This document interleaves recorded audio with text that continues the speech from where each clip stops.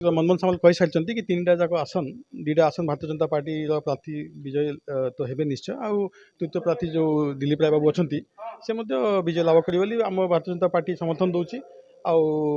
मनमोहन सामल जी कहला आम कौन कह तो बारंबार कही सारी प्रथम दिन कहते दिलीप बाबू नहीं नहीं निज निज कन्स्टिट्यूएंसी केमती विकासमूलक कार्य करेंगे से समस्त मिसिक आलोचना कर तो सेटा समस्ते बसिकी से आलोचना करेंगे निज निज अनुभूति से माने समस्त सामने रखिए से विषय सब यहाँ गोटे राज्यसभा इलेक्शन को केमती